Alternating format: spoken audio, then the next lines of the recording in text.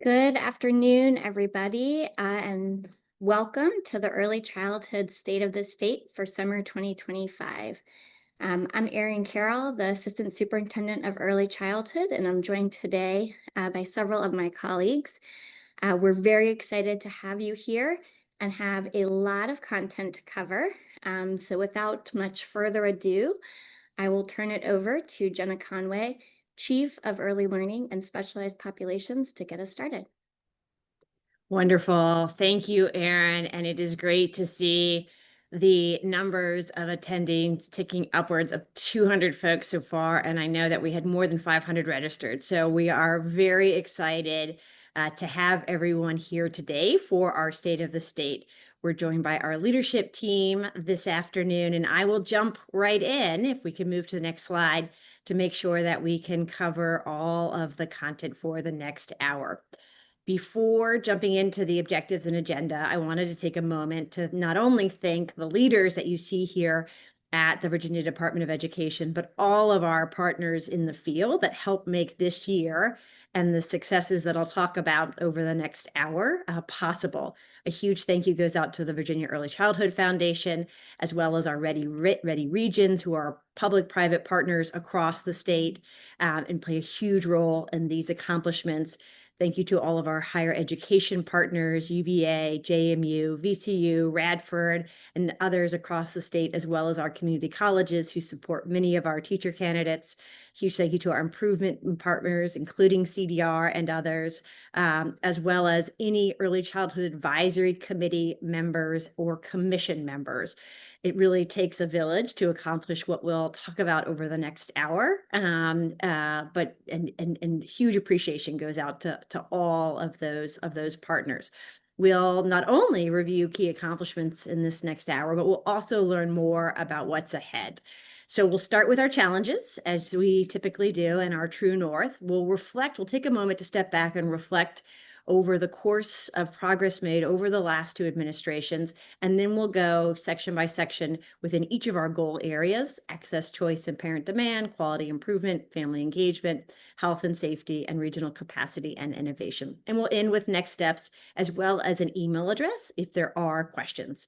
Because we've got 60 plus full slides, we cannot do Q&A in this webinar, but we will take any questions that you have via email address. We will also make these slides and this presentation available. So don't worry, you of course can take pictures and take notes, but we'll make sure to put all of this on our website and share with Readiness Connections. Next slide, please. Next slide.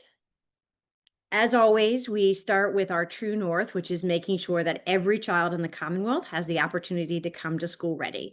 And what we know now is just about half of our kids come in ready, 51%, and 49% of our kids come in needing to build skills in at least one area. You'll see the breakdown: literacy, math, self-regulation, and social skills. But this, for the last almost a decade, has been our top priority in making sure that kids have the opportunity to come in ready in all four of these areas. Next slide, please. As I'll show over the course of the next few slides, in terms of our shared challenge together, is we know that that readiness is a challenge across the Commonwealth. So this shows that across each of our 9 ready regions, that we're working hard together, but still challenges remain in terms of our readiness. So our statewide average is that 51% of kids come in ready, and you'll see that within each of our ready regions that it varies slightly, but we look pretty similar across the state. Next slide, please.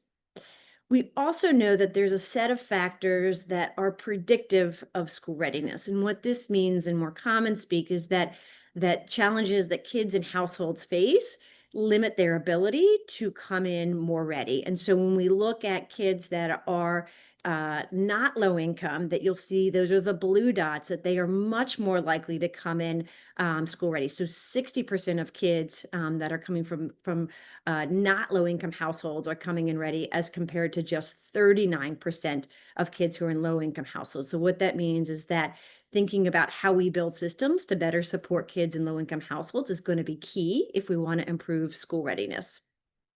Next slide, please. We also know that kids who experience developmental delays or otherwise have identified disabilities are also much less likely to come in school ready. So if we look at the blue dots, that's the kids coming in who meet the benchmark who do not present with a disability. And we see that's just over half, 54% of kids statewide. And then our yellow dot here shows that our kids with special needs. And so we drop down from remember 54% down to 30%. So only 1 in 3 of our kids who have developmental delays or an identified disability are coming in ready. Next slide, please. And last but not least, when we look at kind of risk factors, in addition to socioeconomics and whether or not kids have delays or disabilities, the other risk factor is being a child in a household where you are learning English. And so, again, if we look at sort of our households that are English households versus our non-English households, what you see is it's 50%, 56% ready statewide, it drops down to 26%. So that means only 1 in 4 of our children in non-English households are coming in ready. So this is important. And you see this data is not only shared at the statewide by each region. And so you'll see quite a bit of variation in terms of English learners and by region. So what this means is that across the board, if we want to make sure that all kids have the opportunity to come in school ready and be prepared for success, we've got to address some of these risk factors, including being in a low-income household, having an identified delay or disability, or being in an English learner household. Next slide, please.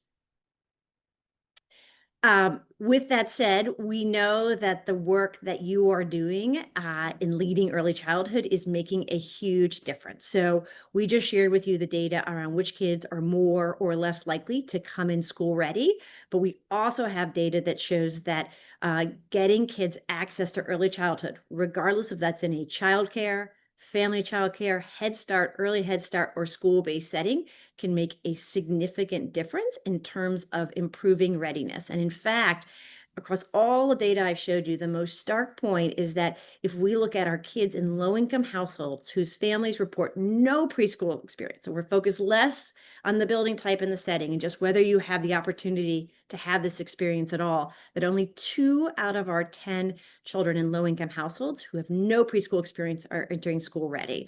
So we know that there's not only these risk factors that are important, but equally, if not more important, is making sure that kids and families have access to public and private options that the data shows can put them on track for success and improve the likelihood that they'll come into school more ready. Next slide, please. We know that school readiness not only matters. If you talk to kindergarten teachers and they can tell you that within a couple of days, if not the first few weeks, that they can tell you which kids have had the opportunity to attend quality early childhood experiences, but it matters beyond that first year. We know that kids who come in more ready are much more likely to be reading on level by 3rd grade. So what this graph shows that our kids who come in most ready, those kids who are in that blue or gray bar, that upwards of 8 out of 10 of them, or nearly all of them, will be reading on level by 3rd grade. In sharp contrast, our kids who come in least ready, well, then it really ends up being a coin toss as to whether they'll be reading by 3rd grade. This is across our K-3 system, across all of our public schools, public elementary schools across the state. So if we can work together to have more kids coming in ready, we can almost guarantee that they'll be reading on level by 3rd grade. And we know that 3rd grade reading is hugely predictive of future success, academic success, as well as social emotional success, employment success, post-secondary success, and avoiding our criminal justice system. Next slide, please. Not only are we focused on making sure that kids have every opportunity to come to kindergarten ready and working as a system to provide those early childhood experiences that put kids on track for success, but we know that now more than ever, our working families rely on this system because they need to work, go to school, or job training. And in fact, the most recent data shows that 70% or 7 out of 10 Virginia children under the age of 6 have all available parents in the workforce. So this isn't just necessary when we think of our true north of school readiness, but it's critical that our working families can choose and rely on quality early childhood options that enable them to work and pursue greater self-sufficiency while their children are being well cared for and fully prepared for kindergarten. Next slide, please. So with that, we know we've got some challenges. We know that even with all of the hard work, that about half of our kids are coming in ready. And we know what the risk factors are in the Commonwealth. We know that our kids in low-income households, our kids with developmental delays or disabilities, our English language learner kids, all of them are less likely to come into kindergarten ready. We also know from Virginia data that more families than ever before really need high quality early childhood options because they got to work, go to school, or go to job training. And most importantly, we know that the programs, sites, and offerings that you guys are providing, those high quality early childhood options, are making a difference in terms of kids coming in more ready. So with that in mind, let's talk about our vision for the future. If you've ever seen me present, you've seen this slide before, but it's always helpful to kind of remind us about why and what we are trying to achieve when we work together. We truly believe, and we know we've got our work cut out ahead of us if you think back on that data, but we believe that every kid is capable and should have the opportunity to enter school ready. And it takes all of us. We know that we need, as a system, to provide families with a variety of affordable, high quality, public, private, early learning options. We know that we need to support all of our programs, our leaders and our educators, from our smallest family day homes to our very large centers and school-based programs, to support all of those programs to improve. All of us can be a little bit better tomorrow than we are today, and to reward programs that are making those improvements in terms of those experiences for kids. And we've got to support our working families who are pursuing greater self-sufficiency for themselves and for their children by making sure that they can choose and why they can rely on those quality, healthy, and safe options so they can go to work or go to school and meet their family's needs. When we think about how we execute this vision, we've broken it into the kind of the following 5 buckets. And again, these have been a theme over the course of our most recent years together. As I've looked back in preparation for today over recent states of the state, but these key goals remain true today as they did a few years ago. First, focus on access and choice and expanding access to our public-private options and ensuring families have choice.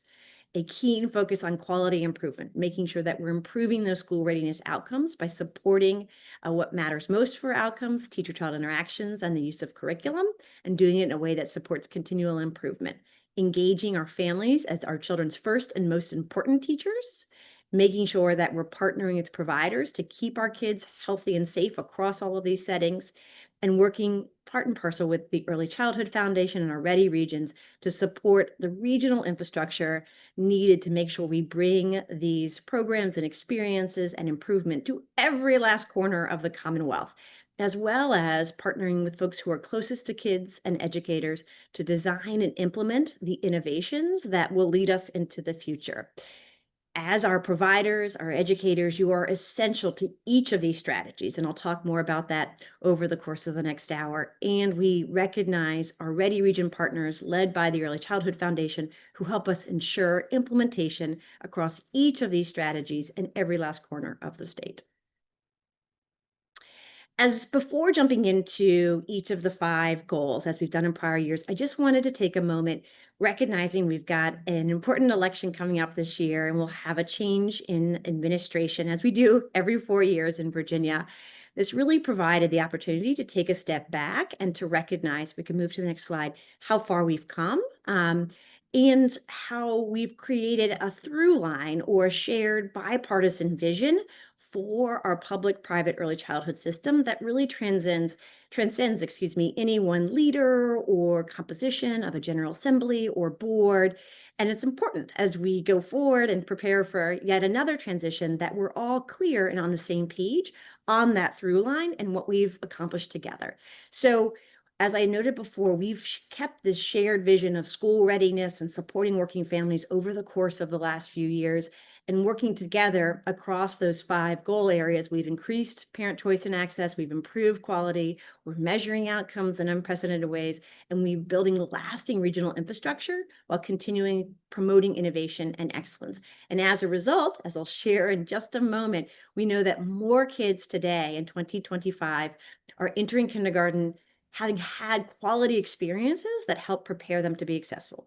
We know we've got our work ahead of us, right? We've got to continue to move those school readiness numbers up, but we've also come a very long way. As we move to the next slide, you'll see. So the numbers are small but meaningful. The font is size, but the numbers are big, I should say, in terms of a snapshot of success. And I will only briefly highlight these, but of course you'll have the slide available to you. But you see, if you look on the left-hand side here, that you've got tremendous growth across key areas of our system, from how many kids we've seen, just under 37,000 children served with public dollars in 2018, to over 70,000 children, a 90% increase with public dollars. That represents a significant increase in Virginia Preschool Initiative, or VPI, a 132% increase in childcare subsidy, and a 995% increase in mixed delivery. So you just see tremendous growth over the course of the last 8 years in terms of how many kids we're serving with public dollars. This is especially huge when you consider the challenges faced by our early childhood sector during the pandemic. You see a really big increase in funds to support these programs, particularly in our state general fund. So a 300% increase, going from under $100 million to over $400 million in state general funds to serve our kids. That is more kids and more dollar per kid across our programs, recognizing the extraordinary work that you're doing.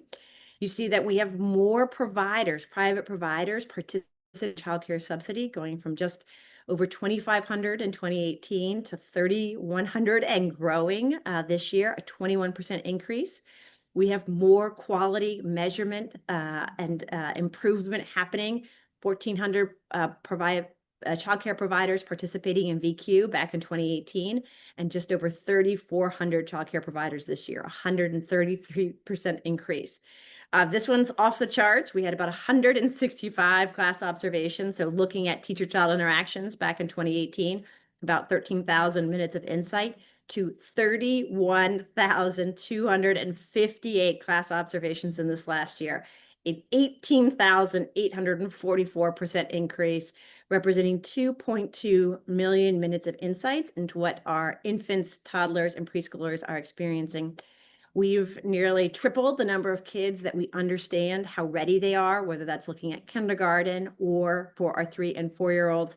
And last but certainly not least, we're able to make sense of all of these numbers, all of this data, all of this hard work that you're doing through VA Connects, which will help us connect 32,000 classrooms, 80,000 users, or ultimately better understand outcomes for just under 600,000 children a year. So it is remarkable to look at all that you've accomplished and that you've done in a bipartisan, regionally led, down to our across our state. So as we get into each of these goal areas, just keep in mind that this is not only a moment to recognize and celebrate the accomplishments of the last year, but that we go into, regardless of what November holds for us, that we go into this next transition in a very strong position for growth, in a very strong position for continuing to gain bipartisan support and greater state investment in what we would call is a nation-leading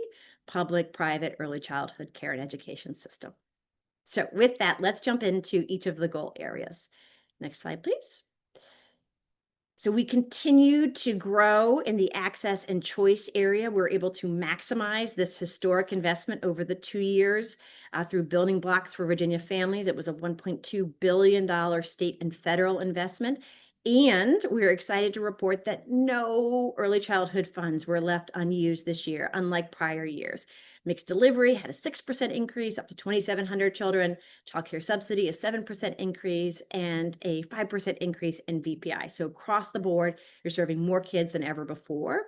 And we've made sure to maximize every single last state and federal dollar that comes to us for early childhood slots. In fact, this year, when we had some unused VPI dollars, we were able to quickly and nimbly, thanks to a new state law passed, a bipartisan state law passed, that allowed us to turn those unused VPI dollars into childcare subsidy slots so that we could serve more kids off the wait list. We also know that 2/3 of our families are preferring those public-private settings, again, in line with what we know about how many of our kids under the age of 6 have have all available parents and the workforce. And we continue to partner with our Head Start and Early Head Start grantees to maximize every federal dollar that comes in and serving those important, comprehensive two-generation services to our households and families that are most vulnerable.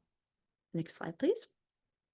We do this across our public-private parent choice system with 2,000 family child care homes, 3,000 licensed child care centers, 954 public schools, 880 religiously exempt child care centers, and 46 Head Start and Early Head Start grantees across 360 plus sites. So it truly, if there was one slide that embodies that truly takes a village, it would be this one. And we know that each of these settings is important to its community, important to the families that choose them, and play a key role in helping improve school readiness for the state. Next slide, please. We also know, as I talked about before, that we're seeing more private providers than ever before being willing to take public dollars. And that's an important part of our access and choice strategy. So as you see a 7% increase in the last year alone in the licensed capacity. So that's all the kids that can be served in their programs that choose to take childcare subsidy. Taking public dollars is a choice, and we know that we need to continue to make sure that our programs and services work for our private providers, that we are meeting their needs, and that we're managing regulation so it doesn't become too burdensome to be a private provider who takes public dollars in the Commonwealth. Next slide, please. We know that in the last year, we've accomplished and continued to improve coordinated enrollment. So this is how we work together at the regional level to make it easier for families to understand what's available to them, to streamline applications and processes for applying, and then to make sure that we're maximizing enrollment by helping each family find the program that meets their needs. We are especially proud to announce the work of our 5 Ready regions that are piloting new technology, the Ready to Find childcare online marketplace, which makes it easier for families to search and apply for. And in the last year, we've helped conduct just over 13,000 searches and submit 9,000 applications. So making it easier for families to connect with the early childhood opportunities that put their kids on track for success. Next slide, please.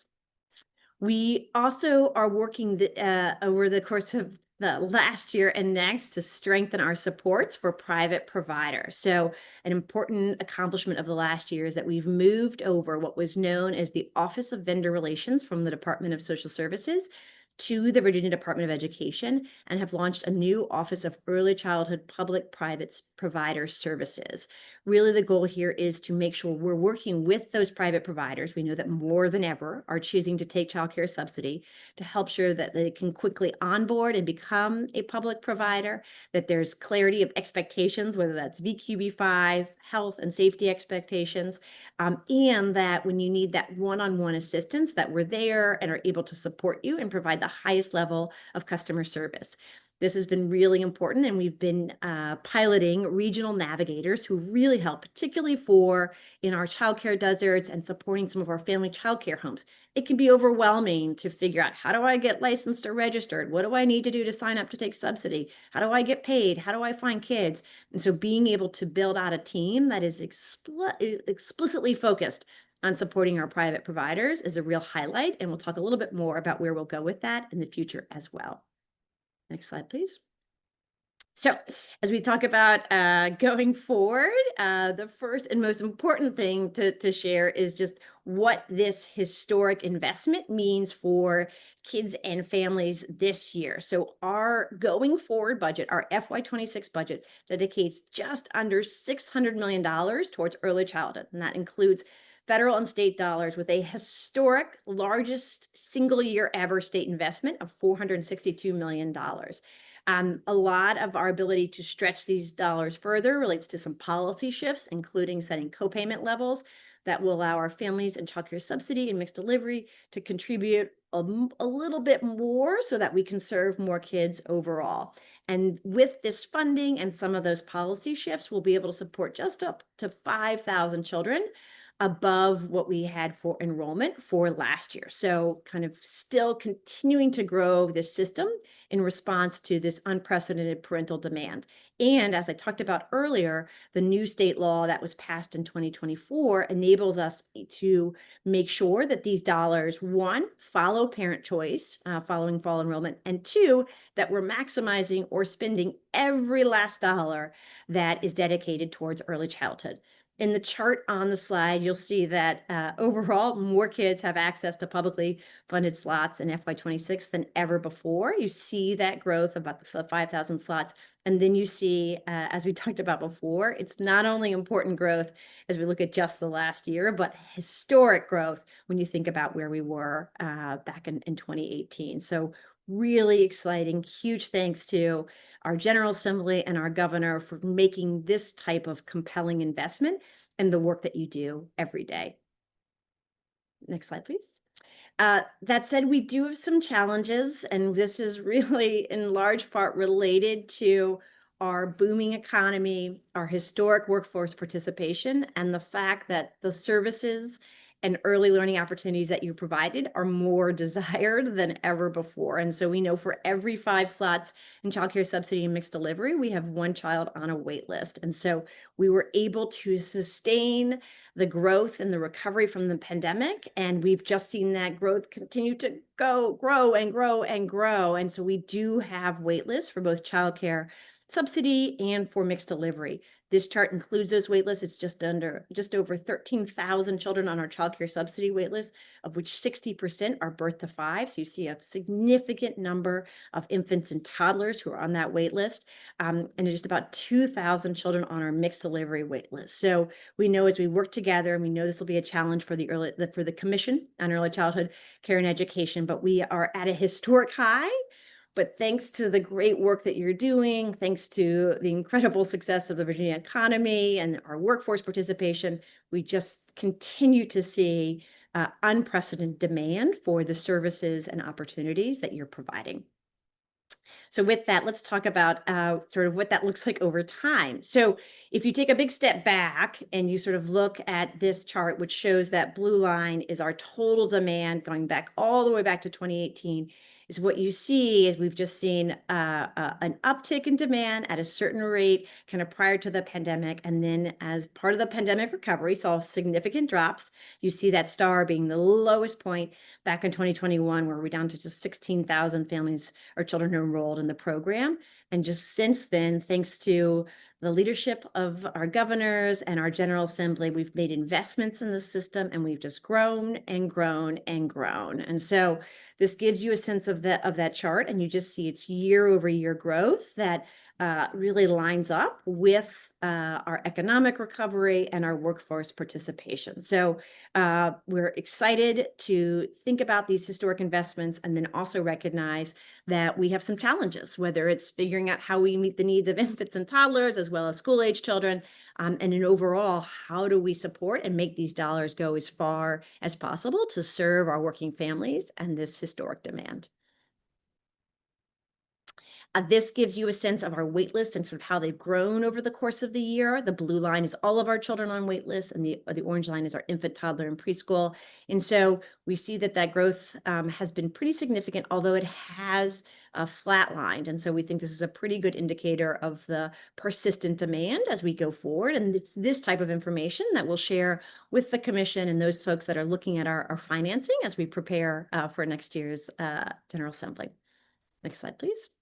So with that in mind, we have some really exciting accomplishments in this space, historic investment, historic participation, more parents than ever before being able to rely on you to support their kids' early learning and care. We also know that there's challenges that remain, and particularly those wait lists and making sure how we're meeting the needs of all of our working families who may not otherwise be able to afford high quality childcare. So as we go forward, we'll look at how do we implement the policy shifts to stretch and maximize every state and federal dollar that's available to us to serve those more kids off those 5,000 kids off wait lists, and then looking again at how we can think about both school age and infant toddler preschool needs and address how do we serve all the kids in the most fair and equitable way across the state.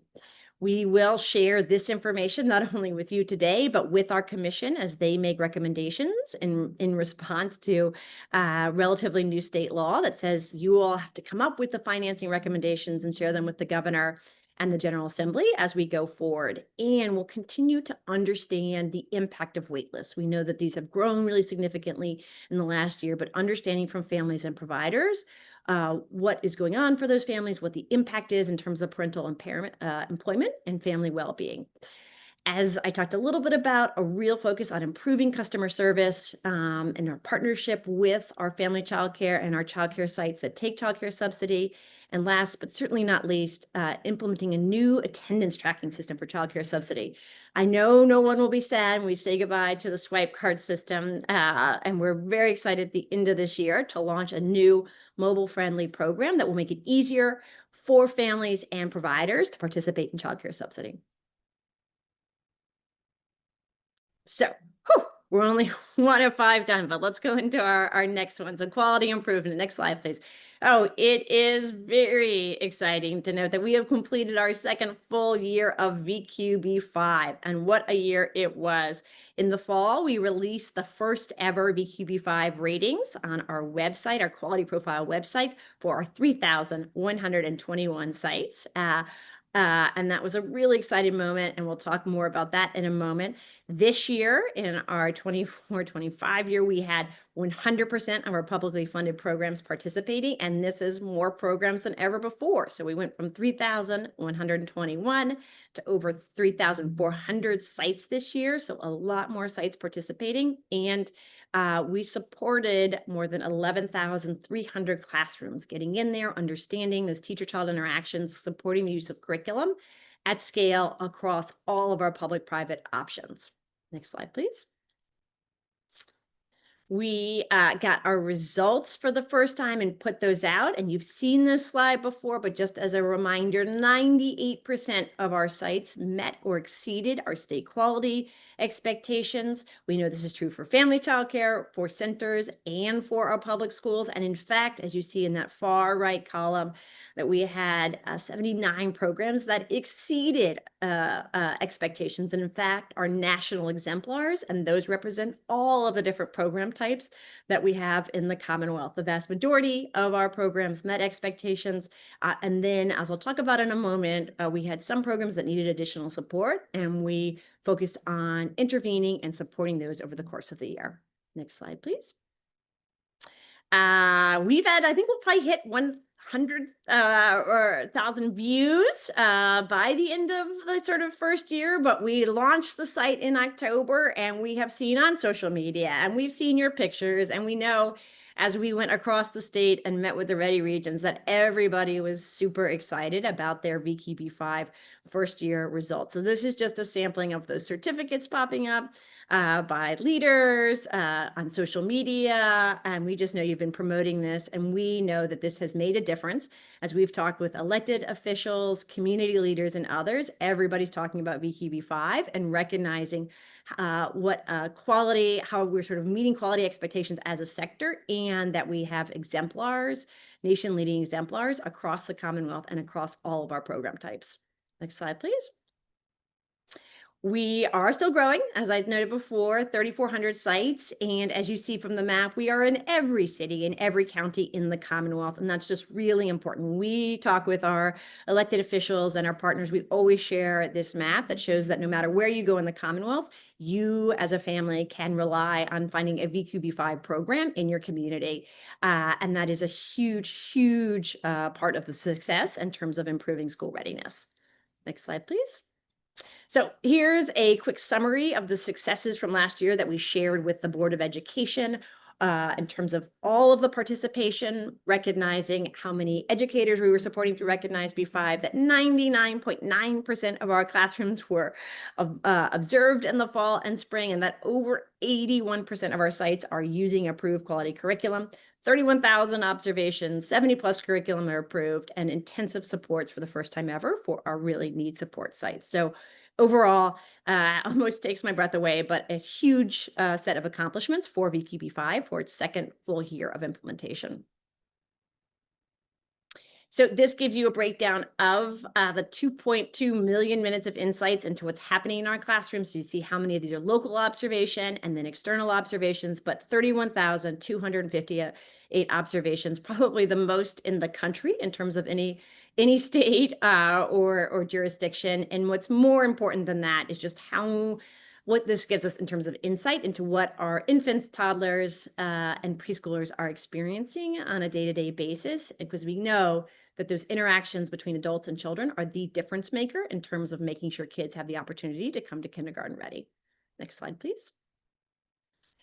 We've had a significant increase. So you heard me say that 81% of our sites are now using approved curriculum. And you see, if this looks back the last few years, that this really represents significant work by our family childcare and childcare centers to adopt and implement curriculum in their classrooms. So going from just under a third to over 60% of our family day homes and 82% of our childcare centers. So huge thanks to those programs and to those leaders for making that effort to bring curriculum to your programs. Next slide, please.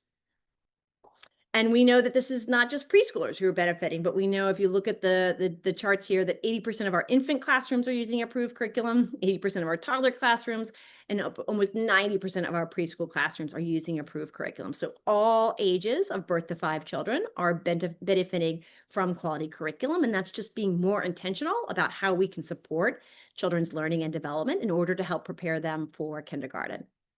Next slide, please.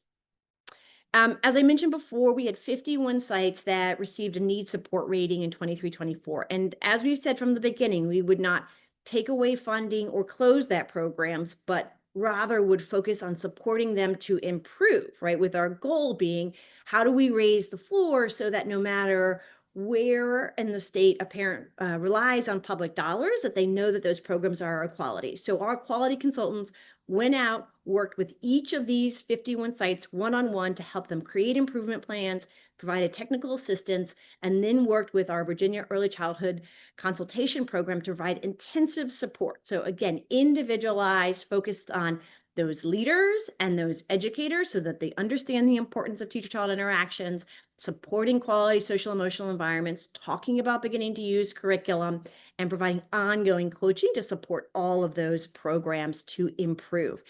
As part of this, some of the best practices that they shared with these programs are broadly applicable. And so VECC also provides, if you want to click on this link when we share this around, free resources and quarterly webinars for all VQB5 programs. So you think about how you want to improve your interactions to better improve your child outcomes. Next slide, please.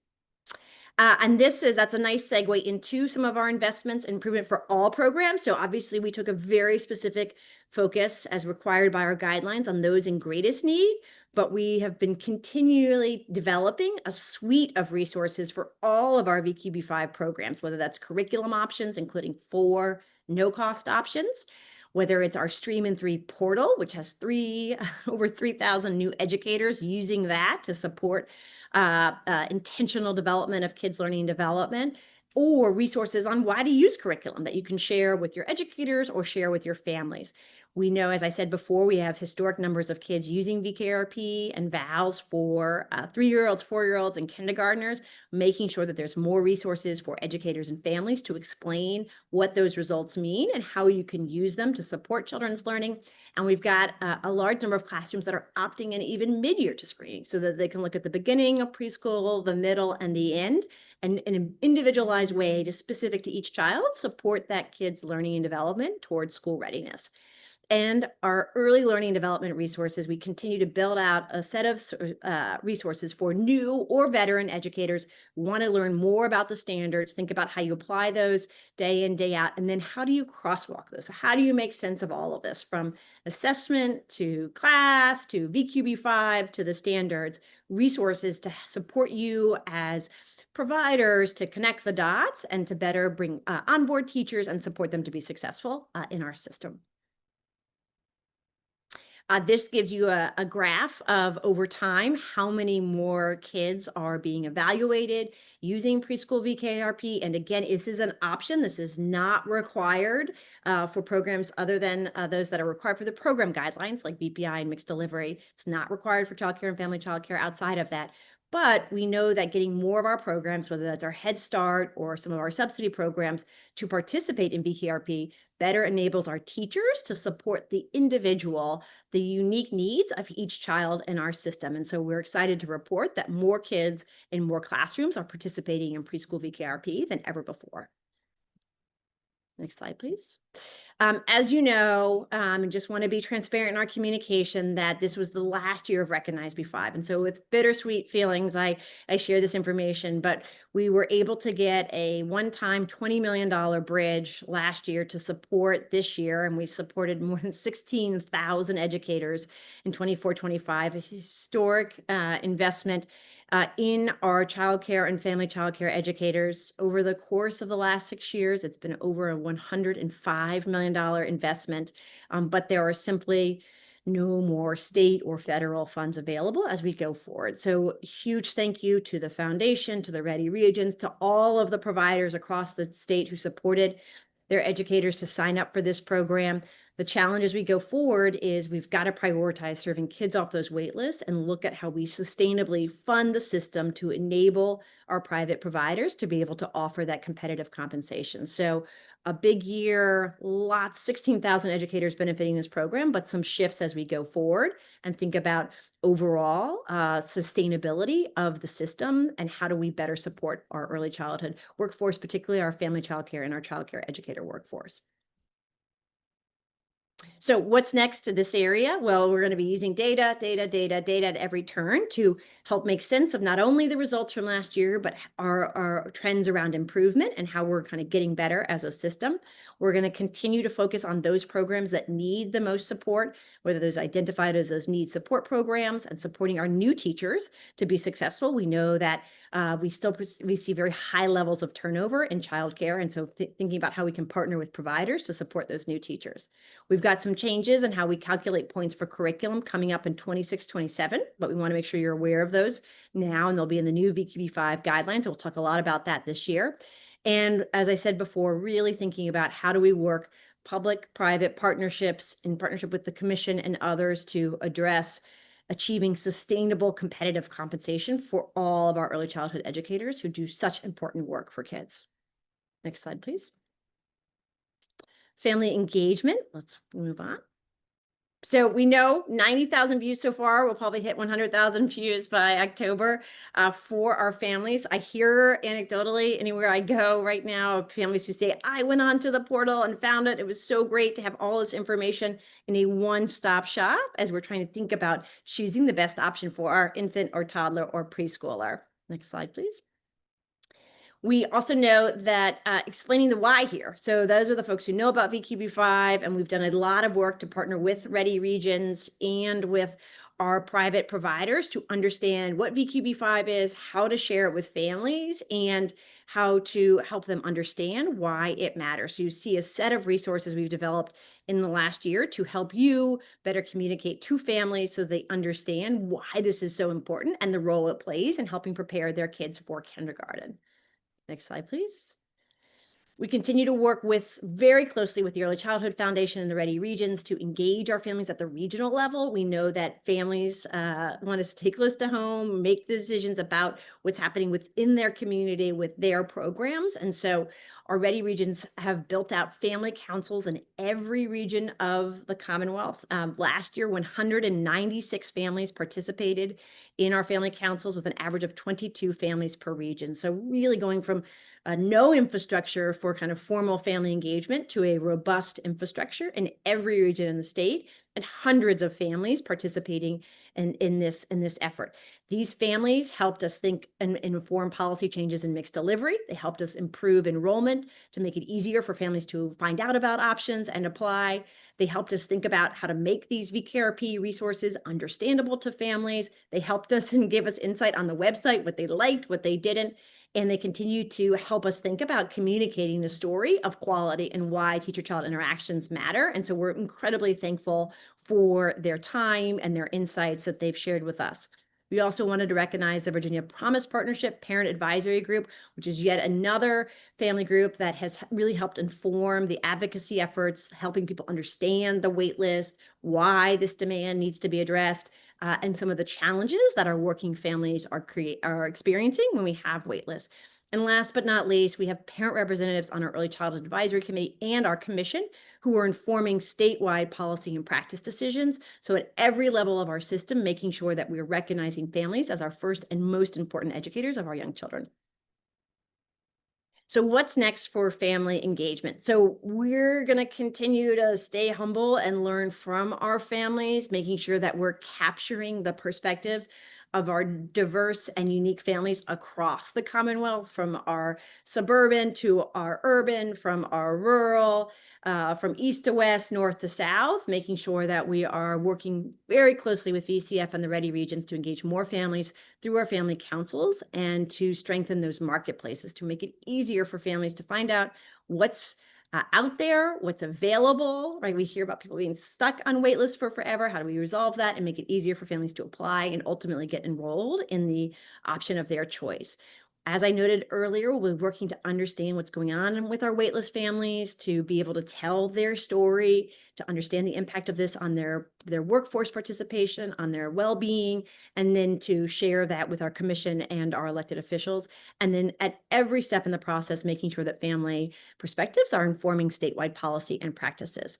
We're going to enhance our VQB5 website. It's going to be a hard goal. If we got 100,000 views in the first year and we want more in the second year, it means we got to make it better, easier to access, more mobile friendly, and more understandable to families. And hopefully word of mouth will also help us share what a great and useful website this can be for families needing to choose an early childhood option. And we're going to continue to develop resources. So we know a lot of our families are still like VKRP, VQB5, so many letters. What is this and why does it matter? And we know, particularly considering some of my colleagues here have very young children, there's a lot going on for our families of young children. And so looking at how do we develop good resources and multiple languages for our families, and how do we get those out there to our families, meeting them where they're at.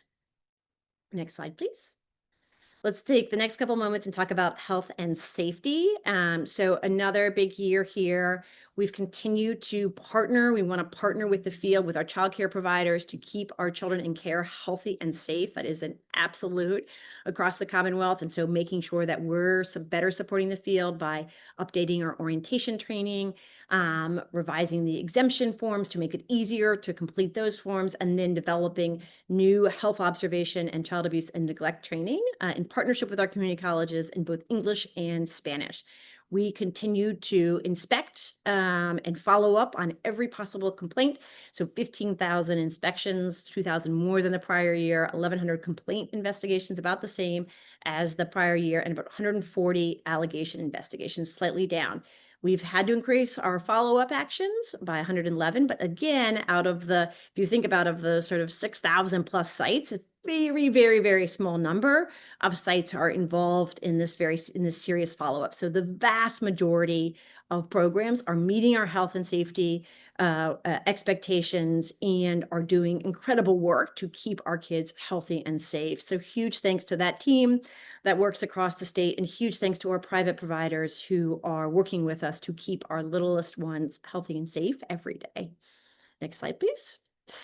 We continue to get feedback from you on how to improve. So we're working very closely with the team on, we have made some revisions to our general procedures and background checks, streamlining, being more clear, removing all the references to laws that make it kind of harder to understand our regulations. And hopefully those will come out later this year. We also work for 20 plus hours with childcare providers, pediatricians, and others across the state to revise our standards. We know there's a lot to improve with our standards for licensed child day centers. Those are under review by the Attorney General, and moving as fast as we can to get those out the door. Implementing a new exemption in response to our General Assembly, and making some changes to our pre-service training. So we heard from you, it was too long, it was not relevant. If you're dealing with school-age children, you're talking about diapering. And so working with Penn State and our Office of Child Care Health and Safety to improve that training, modernize it, and have it be more modular so you can focus and you can support your new teachers to train on the areas that are completely and directly relevant for the work that they're doing every day.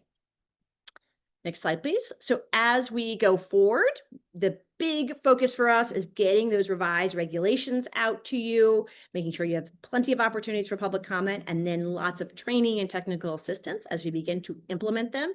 We know it's been a minute since we've changed these regs, but the change is definitely needed. We are also working very closely to build out a new technology platform for licensing that will enable us to streamline our processes, probably receive more materials in advance, spend less time in your centers, and better track information over time. But that'll take an effort because there's thousands of you across the state and we've got hundreds of staff, but trying to find a modern technology that enables us to do our work better and be less burdensome for you, and continuing to improve our training, support, and partnership. So we know we use our data to improve and making sure, and we appreciate your feedback as we look about how do we address the gaps, improve the training, and make this more relevant for you and for your staff. Next slide, please.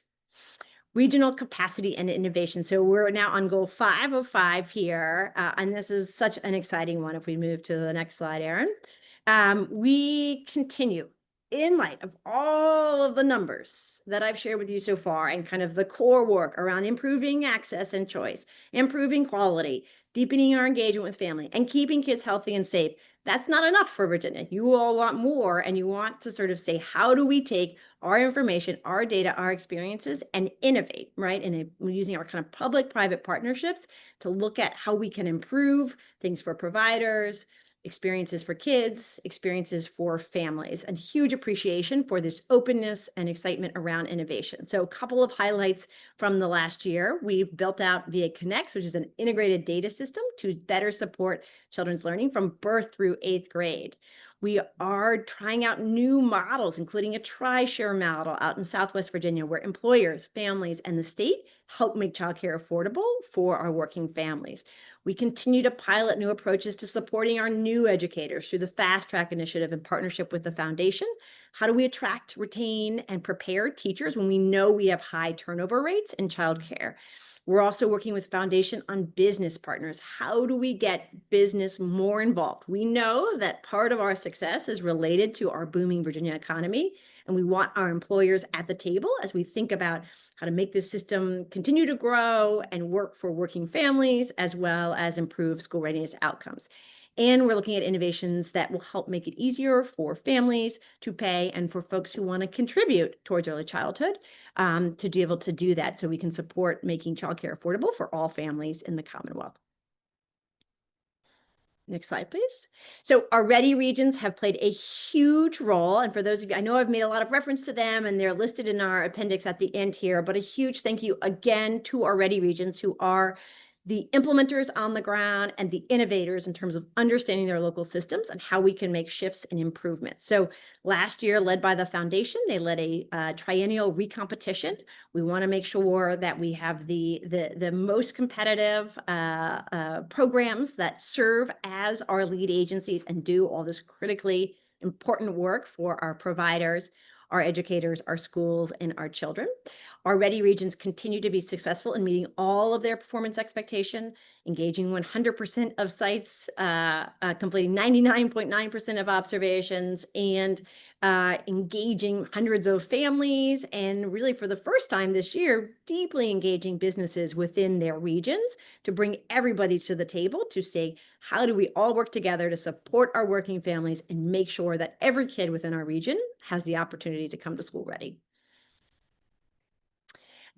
Our other real excitement, and this will be fully launching statewide in August, although we launched pieces of this last year with our literacy screener, is that VA Connects for Kids. You should have heard of this as our new integrated data system that connects VALS, which is our literacy screener, VKRP, which is our kindergarten readiness screener that we use for kindergarten, 3-year-olds and 4-year-olds, and Link B5 into one system to ensure safety and security of all of our little kids' data with up-to-date infrastructure to connect data across systems so we can understand how this investment in early childhood makes a difference in school readiness and how we see how that then changes kids' lives across their K-12 education and even into post-secondary success, their involvement in college and community college and careers. And make it easier for you to use, particularly those of you who are using it on your phone. We know often in our family childcare settings, so making easier for you to use and provide this information so that we can overall improve the system for everyone. 80,000 users will be logging into VA Connects this summer, and we're really excited about what this means for Virginia educators, kids, and families. Next slide, please. We know that we're also looking at kind of the supply side of this. And so we wanted to recognize an innovation of our supply demand toolkits that were made available through the Early Childhood Foundation have been shared with Ready Regions, but constantly looking at how do we support better understanding of where we have supply, where there is demand, where we are sufficient, and where there are gaps as we think about strengthening our system, making sure there's sufficient supply and that supply is of quality, and then how that will ultimately connect to child and family outcomes. So another innovation, and just yet another example of a public-private tool that helps increase understanding and hopefully compels future investment. Want to highlight our innovation around business leaderships and just recognize that the foundation has launched the Virginia Business Roundtable for Early Education. And so thinking about how we bring business to the table, they formed a shovel-ready task force to convene top executives and really thinking about kind of across the state in partnership with our Ready Regions, how do we make sure that business is at the table, understands the impact of this high quality early childhood system on their employees, as well as their future workforce, right? And you think about kind of school readiness and its connections to future opportunity and success, and thinking about everything from like, how do we build the pipeline? How do we think about the supply? And then ultimately increasing family access. And so really exciting and important work happening here, some recommendations coming out later this year, and then looking at a regional initiative. So really thinking about how do we not only have important conversations at the statewide level that involve employers across different sectors, but also building out that capacity across each of our 9 Ready Regions so that no matter where you go in the state, we have opportunities for business to be at the table and support these really important efforts that affect the workforce of today as well as the workforce of tomorrow. And last but not least, working at the department, we received a competitive grant to fund a digital wallet. And so this would be a platform that would enable all families in Virginia, regardless of income status, to be able to receive funds to go towards high quality early childhood. It would involve creating a family portal where families could open a wallet to receive dollars, a donation portal where employers or family members or philanthropy could make donations towards children's care and education, and then a provider portal that would then allow our childcare or family day homes to register and receive payments. So we put out a competitive bid for request for bids earlier this spring, and you learn more about this as we go into the fall. Next slide, please. So talked a little bit about the wallet as we go forward, but the kind of focus for regional capacity and innovation in the next year is, again, a lot of focus on data and how do we support our regional and local leaders to use this data about access, choice, supply, demand, VA Connects data to kind of quantify where their system is at and think about at a regional level, what do we want to do to improve as a system? We'll continue to work with the foundation and university partners to develop data tools to support our leaders to do that work. We're going to continue to try to bring new early childhood providers, particularly looking at our child care deserts, address those gaps in supply that in response to the demand, and looking at how we support our associations, our public-private support of our associations, whether child care or family child care, to strengthen provider voice. And last, but certainly not least, increasing engagement of our business community by building out that regional business engagement infrastructure, launching innovations like the digital wallet, and as we watch at the federal level where there are new early childhood tax credit opportunities, finding out about those and making sure that we're making our business infrastructure aware of that and kind of sharing that information with employers across the state. All right, with a whopping 60 seconds to spare, let me talk about our next steps. And look, now we're at 1 o'clock. But before you jump off, huge thanks for listening over the last hour. Huge thanks to the team at the VDOE, the team at the Department of Social Services, all of our partners from the Early Childhood Foundation to the Ready Regions across the state. I am out of breath after sharing all of these accomplishments and the exciting work ahead, and just want to, again, express my appreciation on behalf of the administration and the department and all of our partners. And most importantly, thank you to all of you out there who do this incredibly important work day in and day out. You make a huge difference for our littlest learners, and for that, we are eternally grateful. We want to keep you engaged as we go forward. We know it's a lot, and it's just so important for little kids. And if you don't believe me, just take a look at all of the data I've shared over the last hour. But make sure you're signed up for Readiness Connections if you haven't already. Each week, we share the updates with 17,000 subscribers across the state. Make sure you know who your Ready region is and that you've got your point of contact there. All of the Ready regions are listed in our appendix. And if you have any questions, don't hesitate to reach out and we'll connect you with your Ready region. Let's get ready for our third full year of VQB5. Registration starts in exactly 1 month on August 15th, and we hope to have more than 3,400 programs this year. And we'll have VA Connects, which is an exciting addition and hopefully a little bit easier for you to use. If you're not taking public dollars and you're listening today and you want to participate, remember, you can always opt in. And last but not least, this today in this presentation only marks the beginning of all the data and information that we'll continue to share over this year, whether it's supply, demand, access and choice, waitlist, quality, curriculum, health and safety, you name it. Our theme this year will be focusing on getting that data to you, helping you make sense of it, and collectively as a public-private system, using it to improve. All of us can be a little bit better tomorrow than we are today, but to improve our experiences and ultimately our outcomes for kids, because we know if we can work together to make sure that every kid in the Commonwealth comes in kindergarten ready, that increases opportunity for them for not only that first year of school, but for their entire educational experience and really their life success beyond that. So with that, thank you. Thank you to my team and my colleagues for joining us. This is my favorite presentation of the year, and it's been great to have you for the last hour. Please email us any questions and have a great day.